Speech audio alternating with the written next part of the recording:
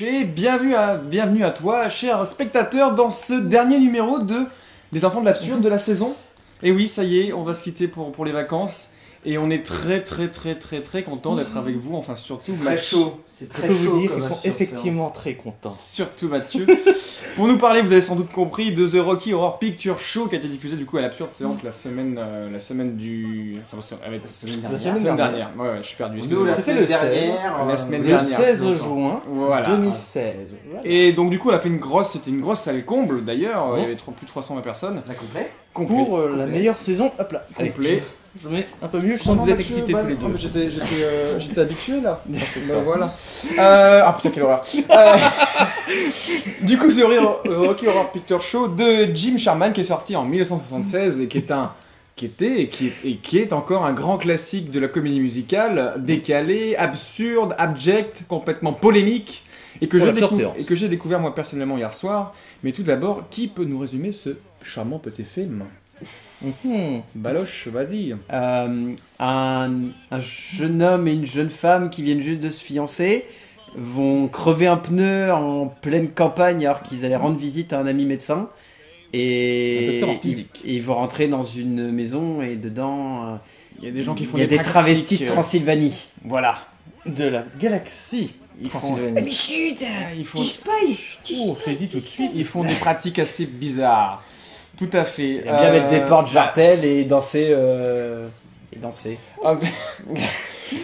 Alors ceux qui étaient à l'Absurde Séance, je me permets de le dire, vous avez sans doute vu Mathieu faire une presta qui était extraordinaire. Il a chauffé la salle. Et est-ce que la vidéo va être diffusée ? Ben oui, j'aimerais bien qu'elle soit à la fin de cette vidéo. Ah ben oui, attends, elle est en bonus. Donc attendez la fin de la vidéo pour voir bonus sur le générique de fin. Pour voir la presta de Mathieu, c'est un petit cadeau de fin de saison. Bon, avant de parler plus précisément du film, on va donner notre avis global. Mais j'ai envie de te lancer tout de suite, Fabien, parce que toi t'es le petit bisu qui n'avait pas vu le film. Ouais, j'avais pas vu ce film-là, tout à fait. En même temps, c'est parce que je suis pas très comédie musicale, mais j'en avais entendu souvent parler, mais sans l'avoir vu. J'avais même fait un amalgame à l'époque avec American Horror Story, qui n'a aucun rapport en fait. Oh l'amalgame. Ouais non, mais quand la série American Horror Story est sortie, je pensais qu'il y avait un lien en fait avec cet univers-là et pas du tout. Non. Bref, donc du coup voilà, j'ai été dépucelé de ce film-là. Comment dire, j'ai aimé le délire dans l'ensemble. Après, j'ai plus aimé les chansons, le style que l'histoire en elle-même. Le délire, les costumes, les chansons sont vraiment cool, vraiment. Alors que moi, quand les comédies musicales, c'est qu'il y en a vraiment des fois que les chansons sont un peu gnangnang, genre les Grease et compagnie, bon ça passe, mais voilà. Et là non, il y a vraiment des chansons assez cool, il y a un côté très théâtre que j'aime beaucoup, dans les décors, dans la mise en scène. Après voilà, c'est un bon délire et ça se regarde bien et c'est fun, mais voilà, je suis pas non plus, je vais pas sauter au plafond, mais c'était assez cool. Valentin ? C'est trop cool. Voilà. Non, moi j'avais découvert ça, c'était une pote qui m'avait conseillé de voir le film quand j'étais au tout début du lycée et je connaissais pas du tout et j'ai découvert ça comme ça sur un coup de tête, ça a marqué une partie de mon adolescence et ça a pas vieilli, c'est toujours aussi cool, c'est fandard, c'est drôle, c'est décalé, ça a un côté horrifique mais c'est en même temps drôle, c'est de la comédie musicale mais ça prend à contre-pied pas mal de choses et ouais, l'univers est vraiment dense. L'univers de la comédie musicale, Richard O'Brien, elle est vraiment bien foutue. Le film après est peut-être un petit peu limité parce qu'on sent que c'est un petit budget, que voilà, ils se sont éclatés mais qu'ils n'avaient pas forcément les gros moyens pour faire tout ce qu'ils voulaient. Il y a des moments c'est un petit peu cheapos, ouais. Mais ça a ce petit côté Ed Wood qui fait son charme en fait, je trouve. Et ça rend vraiment bien. Et ouais, voilà, les musiques sont fun, il y a tout, il y a du rock, il y a de la pop, il y a vraiment de tout, enfin c'est vraiment super bien foutu et puis rien que dès le début on sait dans quelle ambiance on va se poser, rien que le logo de 20th Century Fox est détourné donc non mais voilà, ouais, c'est vraiment fandard. L'intro est cool même avec la bouche et tout, qui chante là. C'est classe. Alors, et puis toi Mathieu, est-il besoin de dire à quel point je suis fan du film? Ah oui. Pour moi c'est un film génial pour plusieurs raisons. Outre le fait que même si c'est une série Z, c'est un tout petit budget, c'est un film quand même très travaillé, très bien pensé. À l'origine, c'est une pièce musicale, donc écrite par Richard O'Brien, justement, qu'on retrouvera dans Harry Potter, entre autres. C'est lui qui jouait le père Malfoy. Et, putain, mais c'est lui. Ah, mais oui. Donc, en plus de ce côté cinéma guérilla que j'adore, le côté aussi film culte, puisque c'est le seul film qui, depuis sa création, depuis son apparition sur les écrans, n'a jamais quitté l'écran, le record de longévité, Et en même temps, donc, comme vous voyez, il y a une tradition du Rocky Horror Picture Show, c'est de se déguiser pour justement voir les séances comme il faut. Tu peux le dire de se travestir. Oh, c'est N'aie pas peur du mot.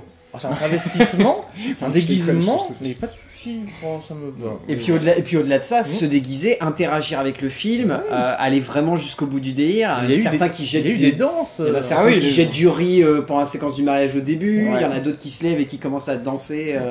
Il y a des pour le chorés time entières, rap. hein, sur certaines chansons. Et il y a donc un autre aspect, justement, là tu parlais un peu de Ed Wood, c'est voulu parce que ce film est aussi un hommage cinéphile à l'intégralité de la pop culture, de la série B et de la série Z américaine de l'époque. Et c'est-à-dire, à partir des années 80, c'est de 76 que date le film.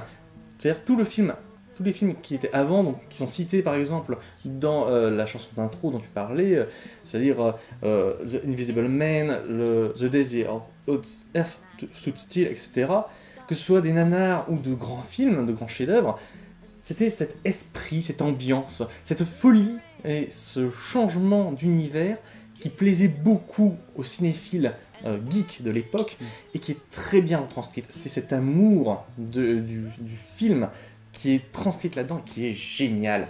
Donc je ne peux que l'aimer. Et puis quand j'ai pu profiter justement pour me mettre en tenue, ben voilà, profitez-en. Il a osé le faire. Oui. On est fiers. Oui, très bien. Bah, alors du coup, on va passer sur le scénario, donc qui a été écrit par Jim Sharman, le réalisateur, et forcément Richard Bryan qui s'est mis au scénario adapté de son œuvre de base. Voilà, moi je vous ai dit le scénario. Alors, c'est une trame simple. Je veux dire, on part même sur limite un stéréotype du film, Oui, du film d'épouvante même. c'est un Frankenstein. C'est Frankenstein, C'est un film de forcément. prétexte. Parce qu'on lit le lien avec ça, avec le mec qui va créer le monstre à son effigie, mais à son effigie transylvanienne. C'est une effigie néo-nazie en Voilà, fait. oui. C'est pas tellement de néo-nazi. Tout à fait. Après, il y a voulu. bah, C'est surtout. il y a un côté aérien. Après, c'est vrai que c'est pas pointé du doigt. Mais Mais c'est plutôt dans le style, justement, je vais avoir l'homme le plus beau sur les canons de l'époque, évidemment. Et les Et canons souvent, de l'époque, pour c'est moi- grand, blond, baraque, yeux mais bleus. joyeux. Enfin, gay, quoi. Et très gay. Fruité. Très gay, oui. Avec, Fruité. avec que le i soit grec ou non. Donc oui, voilà, le scénario, il est simpliste. Et puis, de toute façon, dans une comédie musicale, moi, je me suis toujours dit, ce qui fait l'histoire, et ce qui a fait avancer l'histoire, c'est les chansons. Les chansons sont les clés du film dans toute comédie musicale. Donc, les chansons sont bien écrites, donc pour moi, le scénario, au final, marche bien. Voilà.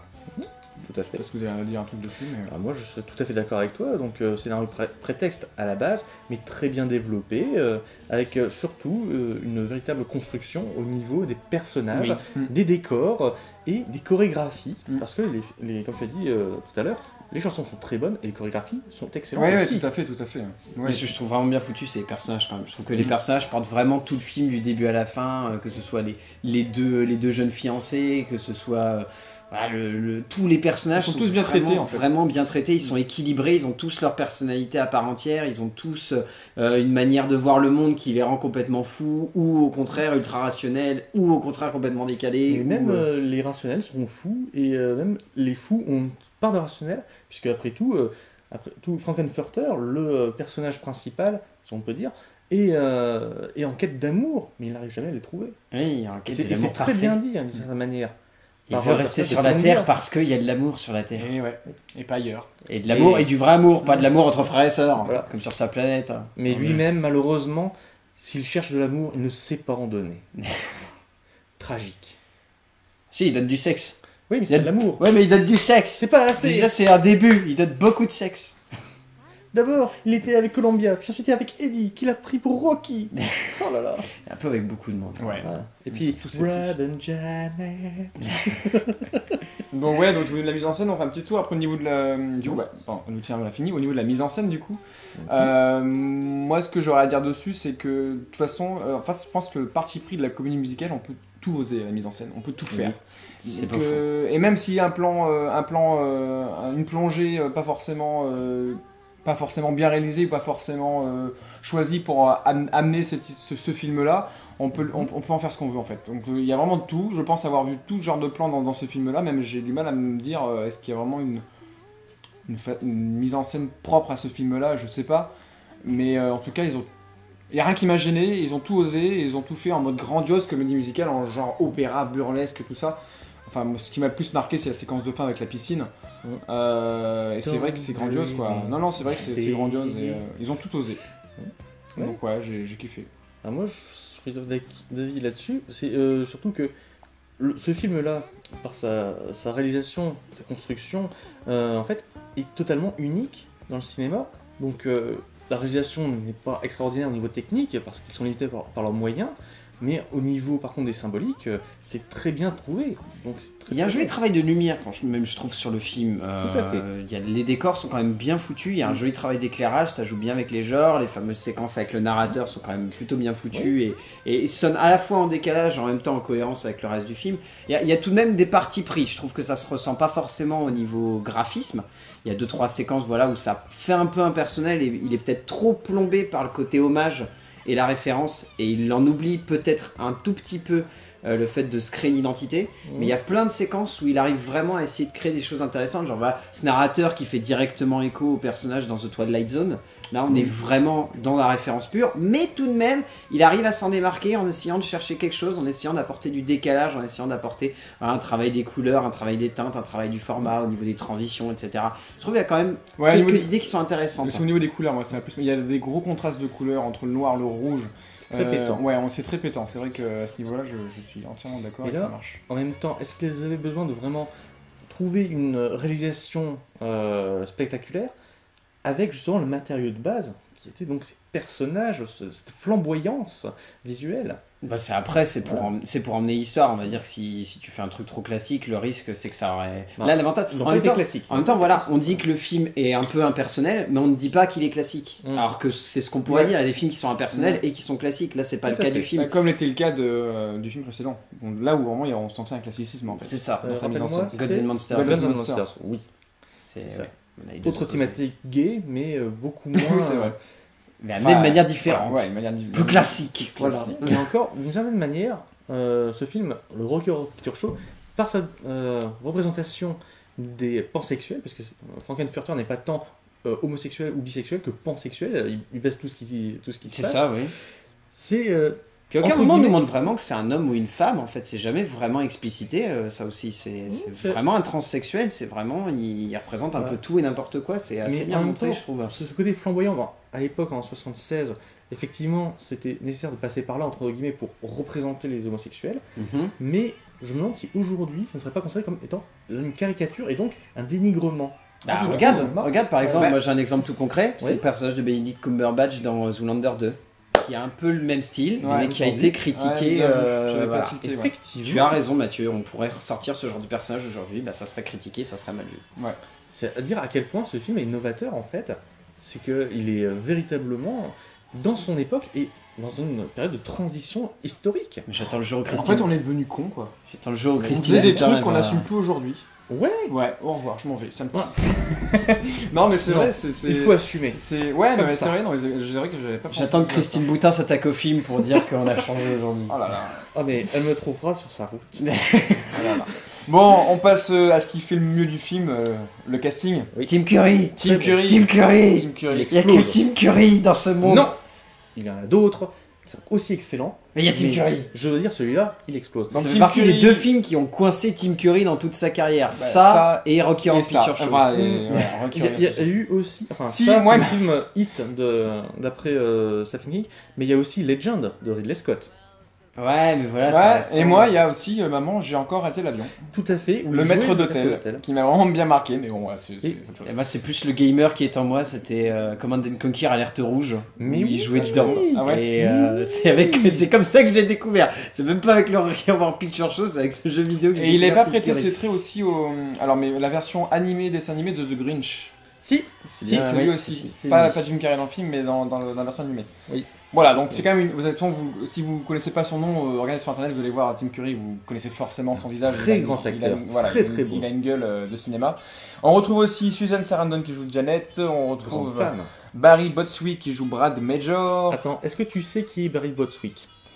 Alors déjà je sais pas, mais c'est sosie de Don Johnson, ça c'est sûr, c'est sosie de Don Johnson. Et toi Fabien, est-ce que tu connais? Ah non, pas spécialement. Non. Alors Barry Bostwick, vous avez sans doute connu, vous spectateurs, grâce à Spin City, parce qu'il jouait le maire, le supérieur hiérarchique de Michael J. Fox dans Spin City.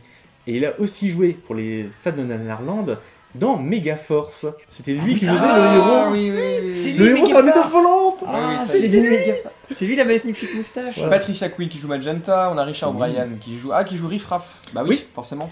C'est vrai que Le je l'ai pas bossu. reconnu Oui, quand même, oui. c'est Si, dingue, si. c'est Et il Malfoy, joue le quoi. bossu, Ouais, oui. ouais, ouais. Il était bien Il maquillé était, en il était même temps. beau gosse quand même il est toujours beau gosse. Ouais. Il était vraiment beau gosse quand Ouais, il il était avait- jeune. Même il avait- grimé comme ça, ouais, on il voit avait quand la même le classe. beau gosse derrière. Enfin, c'est Ouais. c'est impressionnant. Nate Campbell qui jouait Columbia, voilà, après... Alors, Il y a Nell surtout Campbell, Meatloaf on aussi retient. qui joue Oui, Eddie. Eddie, pardon, je l'ai Meatloaf, sauté. Meatloaf que vous connaissez forcément pour avoir joué Bob dans Je l'ai Fight sauté. Club. Je l'ai sauté, pardon. Mais sachez aussi que donc Nell Campbell avait été notée dans le casting comme Little Nell parce qu'avant c'était une enfant qui faisait des claquettes. C'était une enfant star qui avait perdu justement à son adolescence tous ses contrats. Et c'est ce film qui l'a remise un petit peu au goût du jour, mais pas pour longtemps hélas parce qu'elle n'est pas restée. Mais puis ouais, elle est vraiment écrite au générique avec son pseudo. C'est pas son nom d'actrice, c'est son pseudo, son nom Que de des son hommages. nom de scène. Son Voilà. nom de scène quoi. Donc ouais, moi je trouve qu'il n'y en a aucun qui est en dessous des autres. Enfin, il y a forcément Tim Curry, il y a les autres, mais il y a quand même... ça tient vraiment bien, le casting a bien été choisi. Donc même une série Z peut avoir d'excellents acteurs qui se donnent à fond. Ah oui, là c'est Ça sûr va. que pour le coup c'est que des excellents acteurs, Ouais. ils se donnent tous à fond et voilà, ça va à fond jusqu'au bout du délire quoi. J'ai été médusé. Référence. Référence. Important. Regardez le film, sachez-le.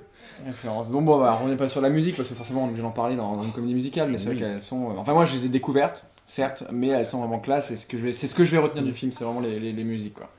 Le time wrap, Yeah. time wrap. Un petit air. sweet Allez. transvestite from transsexual. Voilà, stop, on vous verrez le reste de la vidéo. D'accord. D'accord à la fin. Bon, on fait un Freestyle. petit bilan du coup de ce film-là. Excellent. Bah moi un chef-d'œuvre que je me regarde, ça me fait toujours plaisir de le voir quoi. Et puis Bah, sur je- grand écran. J'ai pas baigné dedans, mais j'étais content de le voir et puis j'ai apprécié le délire, donc ouais, c'est une bonne comédie musicale. Est-ce que vous vous déguiseriez vous pour la prochaine? S'il repasse, ouais, peut-être. Allez, ouais. Ah. Ouais, note. Ouais. Convertis. Ah. Ils sont convertis. On va être obligé pour toi, Mathieu. Par respect pour ton engagement. Merci. C'est absurde, Le les enfants, cinéma c'est d'abord. absurde, c'est absurde.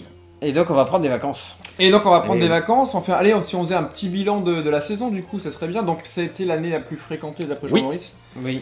C'est la 7000 personnes. Voilà, et essentiellement grâce au festival qui a ouvert la saison et qu'on vous avait présenté tous les films d'ailleurs en compétition. Et qui reviendra sous le nom Asnif. Asnif. Sniff. Alors, à sniff. Asnif. Absurde séance. Oh, c'est quoi National National. National, international. À sniff. Non. Absurde Film séance. Festival. Film Festival. National Interracial Film Festival. Genre, Ah, je sais plus, c'est le I que je sais plus moi. plus le I. Bref, Jean-Maurice, vous verrez À son sniff, site de la voilà, sortie. c'est à sniff. Contentez-vous de Asniffer et renifler cela. Bah une bonne Ça saison, sent la tripe. ouais, une bonne saison, on a eu quand même pas Avec mal. un petit coup de mou de temps en temps. Oui, il y en a eu, mais il y en a toujours L'avantage, c'est qu'ils ont eu la chance de tenter des choses au niveau de pas mal de Mhm. films, Mhm. d'avoir ça, des c'est invités lié. assez osés. Ouais. Je pense notamment à La Recherche de l'Ultrasex. Oui. Et au-delà de ça, voilà, d'oser diffuser des films que la région nantaise, des fois, n'a pas eu les couilles de diffuser. Et je pense à Hardcore Henry. Ouais. C'est bête, mais, Ouais, je pense que c'était ouais, je pense c'était que c'est nécessaire un et des c'était coups de cœur, bien. Un des coups de cœur de cet absurde festival. c'était En même temps, nécessaire il et est c'était bien. vraiment contemporain, Très bon film. mais voilà. Donc j'espère que vous avez apprécié d'être encore avec nous cette deuxième saison de l'absurde séance. La troisième commence le 22 septembre. Ouais. On ne sait Réparez-vous. pas encore pourquoi. Nous verrons. Oui, on sait pas. Ouais, on a. L'année dernière, on savait que ça Toute serait la Apocalypse surprise. Now. Oui, je on crois. savait, ouais, il l'avait mais annoncé, là, ouais. cette année, on ne sait pas qu'est-ce que c'est qui va ouvrir la saison. Donc on Je verra vous bien. avoue, Donc, on moi verra j'ai bien. vu une bande-annonce donc, dans l'absurde séance qui me fait super envie. Mais dans le festival peut-être. Non, et Non. j'ai pas vu là-dedans. C'était une bande-annonce qu'ils avaient montré comme ça. Terraform Mars par Takashi Miike. Ah oui, c'est vrai. Bien. Visiblement, Puisque- Jean-Maurice avait son œil. Mais c'est plus pour le festival, je crois, le nouveau Takashi. Il y a des Takashi chances, ouais. Miike, c'est celui qui avait fait. Il est sorti Ah, en avril, il y a d'accord. Apocalypse, Ok. Yakuza Il a Apocalypse. gagné le prix de. Il avait gagné le prix, du- le grand prix. Ouais, c'est vrai. Avec la grenouille. hein. Donc on va voir bien. Et ben voilà, on va dire au revoir. On va dire ouche. On va dire ouche. Et Ah, deux, puis, trois. bonnes vacances. Et puis bonnes vacances. Au Amusez-vous bien. revoir. Profitez du soleil qui va arriver, j'espère, qui va revenir. Parce qu'on a moins de gens pour Peut-être. Putain, quelle horreur. Allez, on Allez. chante. Ouais.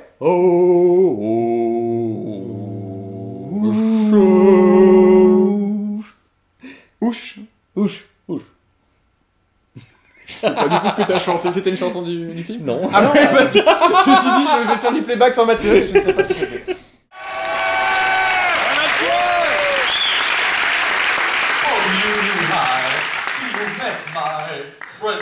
school handyman.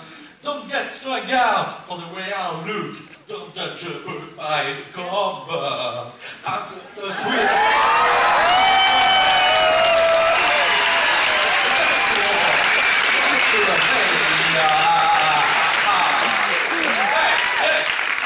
I'm just a sweet drunk like from drunk sexual drunk to the mania.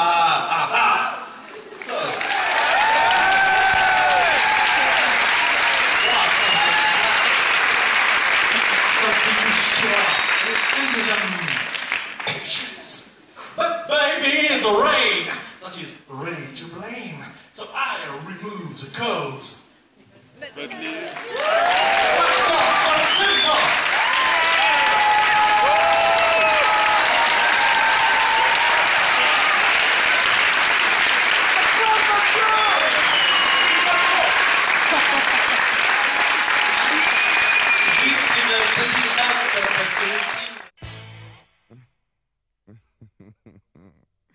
But not the symptom.